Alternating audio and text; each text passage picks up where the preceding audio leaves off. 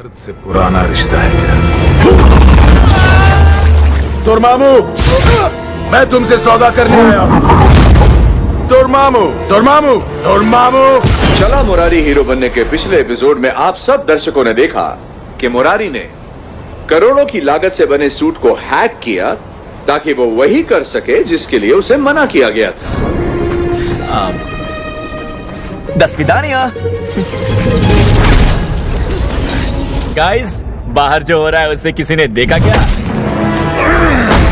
So hey guys and you are watching Aman stories expert YouTube channel. तो जैसा कि अभी तक हमने various types of super heroes movies देख रखी हैं एंड सुपर हीरो मूवीज को एंटरटेनिंग बनाने के लिए उन मूवीज के सुपर विलन्स का एक बहुत बड़ा रोल होता है। जिस तरह रात के बिना दिन का कोई मतलब नहीं होता, सेम अगर सुपर हीरोज मूवी में अगर एक सुपर विलन नहीं होगा तो फिर उस मूवी का कोई भी मतलब नहीं रह जाएगा। लेकिन अगर ऐसा हो कि अगर सुपर हीरोज ही सुपर विलन बन जाएं तो फिर उस यूनिवर्स का क्या होगा।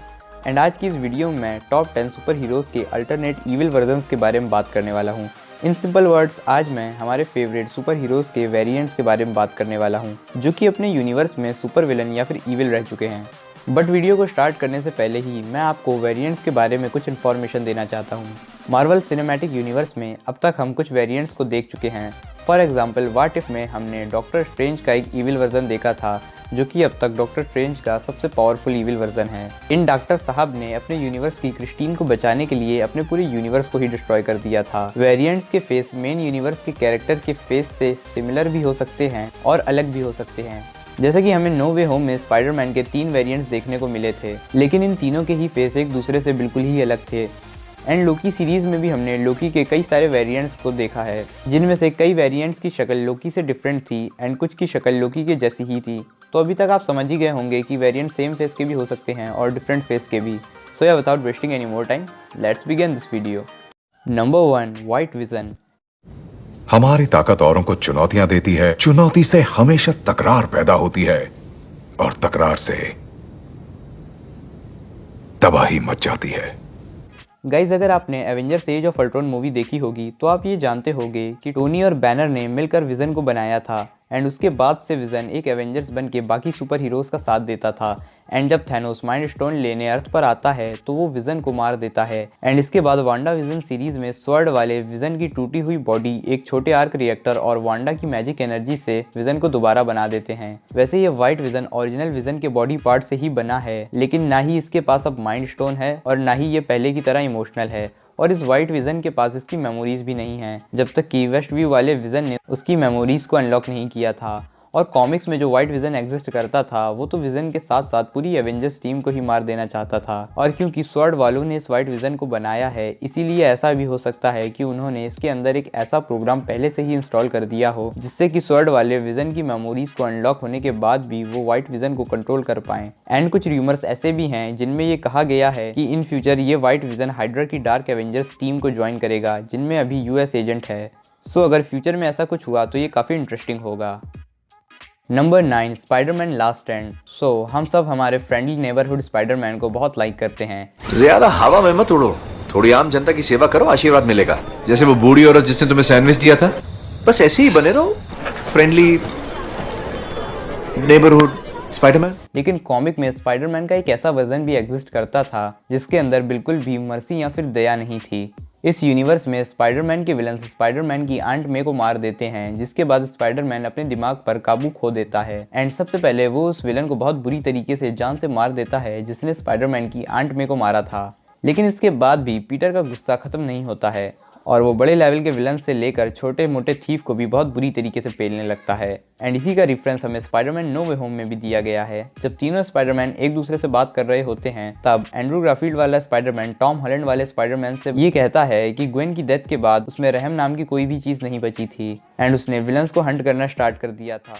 एक वक्त के बाद मुझ में रहम नाम की कोई चीज नहीं बची थी। बिल्कुल स्पाइडरमैन लास्ट स्टैंड की तरह। और अगर मैं इसको लाइव एक्शन मूवी से जोड़ूं तो मॉर्बियस के ट्रेलर में हमने स्पाइडरमैन का एक पोस्टर देखा हुआ है जिसके ऊपर लिखा था मर्डर्ड। हालांकि दिखने में तो ये फोटो टॉबी मैगवायर वाले स्पाइडरमैन की लग रही है, बट आई थिंक कि ये एंड्रू है। एंड कुछ टाइम पहले ऐसे र्यूमर्स भी आए थे कि मॉर्बियस की मूवी में एंड्रू गारफील्ड का कैमियो हो सकता है। एंड जैसा कि हमने रेवेनक्राफ्ट में स्पाइडरमैन के फेमस विलन्स के वेपन्स को देख रखा है, तो फिर ऐसा भी हो सकता है कि जिन भी विलन्स को स्पाइडरमैन ने हंट किया हो वो सब मिलकर एक टीम बनाएं जो कि सिनिस्टर 6 हो सकती है। एंड इसी के चलते हो सकता है कि सोनी वाले द अमेजिंग स्पाइडरमैन 3 को सेटअप करें। स्पाइडरमैन लास्ट स्टैंड में खुद पुलिस ने स्पाइडरमैन को मारा था। मैं तो कभी नहीं चाहूंगा कि किसी भी यूनिवर्स में स्पाइडरमैन की डेथ हो। एंड इस बारे में आपका क्या ओपिनियन है, आप मुझे नीचे कमेंट करके जरूर बताएं। चलिए बढ़ते हैं नंबर 8 की तरफ, एंड वो है हाइड्रास कैप्टन अमेरिका। कैप्टन हमलावर आ रहा है। आया भी और गया भी। उम्मीद है कि आप सब ये नाम सुनकर चौंक गए होंगे, क्योंकि हाइड्रा का सबसे बड़ा दुश्मन खुद हाइड्रा के लिए वर्क कर रहा है। एंड ये कोई छोटी बात नहीं है।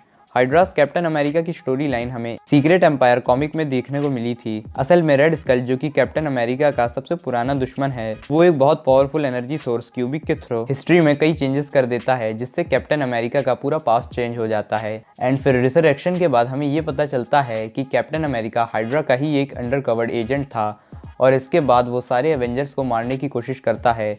इसके अलावा कैप्टन अर्थ के अराउंड एक कॉस्मिक शील्ड बनाता है, जिसकी वजह से Thor, captain Marvel and guardians की टीम अर्थ पर नहीं आ पाती, जिसकी वजह से कैप्टन हाइड्रा पूरी सिटी को वेरी इजीली डिस्ट्रॉय कर देता है।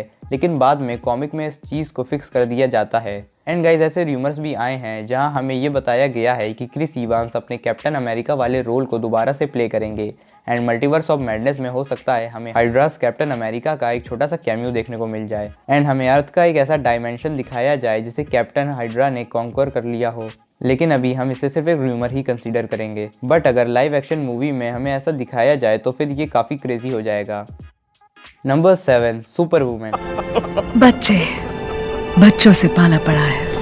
सुपर वुमेन वंडर वुमेन का ही एक इविल वर्जन है, एंड ये मेन यूनिवर्स की वंडर वुमेन से बहुत ज़्यादा डिफरेंट है, क्योंकि ये उससे बहुत ज़्यादा पावरफुल है। सुपर वुमेन ने कई बड़े सुपर हीरोज को डिफीट कर रखा है, जिसे हमारे मेन यूनिवर्स की वंडर वुमेन कभी डिफीट नहीं कर सकती। सुपर वुमेन भी एक अमेजॉन है, जिसके पास नॉर्मल वंडर वुमेन जैसी सारी पावर्स हैं, पर उसके अलावा उसके पास हीट विजन और फ्लाइंग की भी पावर्स हैं। सुपर वुमेन बिलोंग करती है डीसी मल्टीवर्स के अर्थ 3 को, और जस्टिस लीग की तरह वहाँ पर क्राइम सिंडिकेट टीम है, जहाँ पर जस्टिस लीग के सारे सुपर हीरोज़ के ईविल वर्जन्स एग्जिस्ट करते हैं। फॉर एग्जांपल, सुपरमैन की जगह अल्ट्रामैन, बैटमैन की जगह ओवल मैन, और इस टीम ने अर्थ 3 के सारे सुपर हीरोज़ को भी हरा दिया था, और उनको हराने के बाद ये वहाँ पर रूल करने लगे। इसके अलावा सुपर वुमेन बहुत ज़्यादा क्लेवर है, वो दूसरों के साथ माइंड गेम्स भी खेलती है, इसीलिए वंडर वुमेन का ये ईविल वर्जन बहुत ज़्यादा पावरफुल है। सो बढ़ते हैं नंबर 6 की तरफ। Number 6, the maestro Hulk.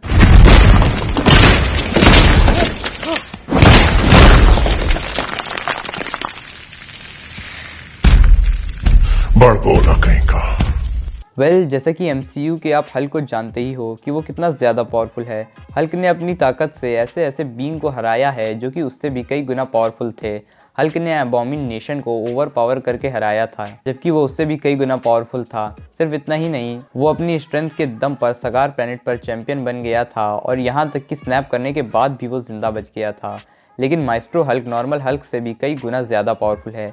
Actually वो एक फ्यूचर का हल्क है, एंड इस यूनिवर्स में 99% अर्थ की पॉपुलेशन और सुपर हीरोज न्यूक्लियर बॉम्बिंग की वजह से डिस्ट्रॉय हो गए थे, बट हल्क सेंचुरीज तक इस रेडिएशन को एब्जॉर्ब करता गया, एंड इतना सारा रेडिएशन एब्जॉर्ब करने पर उसकी पावर्स लिमिटलेस हो गई। एंड माइस्ट्रो ने कई बार हमारे नॉर्मल हल्क को भी डिफीट किया हुआ है, एंड कोई भी बीइंग ऐसा नहीं था जो कि माइस्ट्रो को डिफीट कर पाया हो। माइस्ट्रो ने अबॉमिनेशन और शी हल्क को एक ही साथ हरा कर मार दिया था, एंड कोई भी रास्ता ना मिलने पर फ्यूचर के लोग डॉक्टर डूम की टाइम मशीन से माइस्ट्रो को उसी पॉइंट पर टेलीपोर्ट करते हैं जब ब्रूस बैनर हल्क बना था। बट इस एक्सीडेंट में भी माइस्ट्रो डिस्ट्रॉय नहीं हो पाता है, एंड अब आप हल्क के इस इविल वर्जन की पावर्स का अंदाजा लगा सकते हो। Number 5, super boy prime. Steel का पैर दुख रहा है। स्टील का पैर कैसे दुख सकता है, लॉजिक समझ में नहीं आ रहा। सुपर बॉय प्राइम एक इविल वर्जन है सुपरमैन का, एंड लास्ट वीडियो में मैंने आपको बताया था कि DCU का सुपरमैन कितना ज़्यादा पावरफुल है। तो सुपरमैन के बहुत सारे इविल वर्जन्स हैं, बट DC कॉमिक्स के अलावा भी सुपरमैन के कई सारे इविल वर्जन्स एग्जिस्ट करते हैं, जैसे कि होमलैंडर और ओमनी मैन। लेकिन सुपर बॉय प्राइम इन सबसे बहुत ज़्यादा पावरफुल है। सुपर बॉय प्राइम अर्थ का एक अकेला सुपर विलन है, और एक इवेंट में जब अर्थ 1 का सुपरमैन हमारी अर्थ पर आता है, जहां सुपर बॉय प्राइम एग्जिस्ट करता था, बट एक रीज़न की वजह से उसकी अर्थ डिस्ट्रॉय हो जाती है, एंड ये वही इंसिडेंट होता है जब सुपरमैन एक ईविल में ट्रांसफॉर्म हो जाता है। सुपरबॉय प्राइम अपने पंचेस से रियलिटीज को शटर कर सकता है। सुपरबॉय प्राइम ने बहुत सारे सुपरमैन और कई सारे यूनिवर्स को डिस्ट्रॉय किया है सिर्फ अपनी अर्थ को रिगेन करने के लिए। सुपरबॉय प्राइम कैपेबल है कि वो कितनी भी पावरफुल टीम को कुछ ही टाइम में नॉकआउट कर सकता है।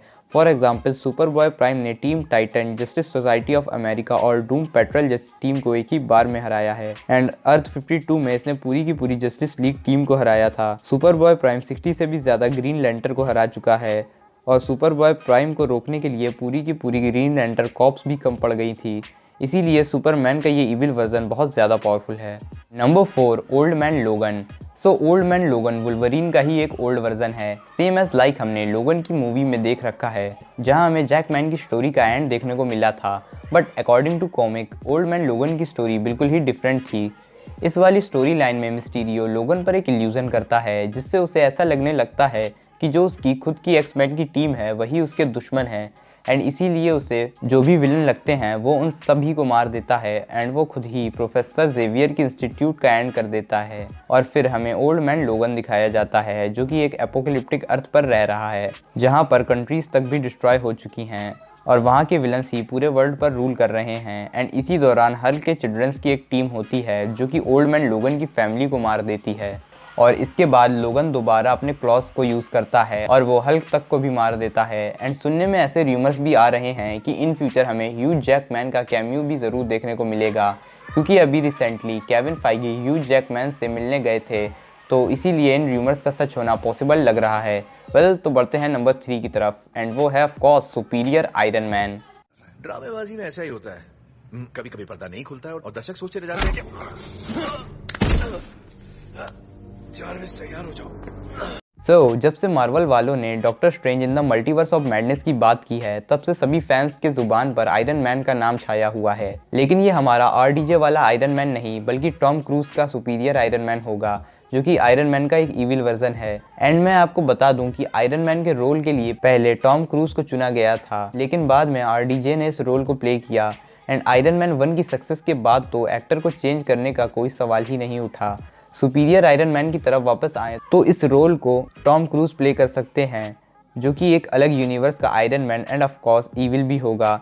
इस आयरन मैन ने अपने यूनिवर्स में एक ऐसी एप्लीकेशन बनाई थी जिसको यूज़ करने से लोग उसके एडिक्ट हो जाते हैं। पहले तो उसने इस ऐप को फ्री में डिस्ट्रीब्यूट किया था लेकिन जब लोगों को इस ऐप की लत लगने लगी तब आयरन मैन ने लोगों से इस ऐप के लिए पैसे लेने स्टार्ट कर दिए। एंड अगर आप चाहते हैं कि मैं सुपीरियर आयरन मैन पर एक डिटेल्ड वीडियो बनाऊं तो मुझे कमेंट में ज़रूर बताएं।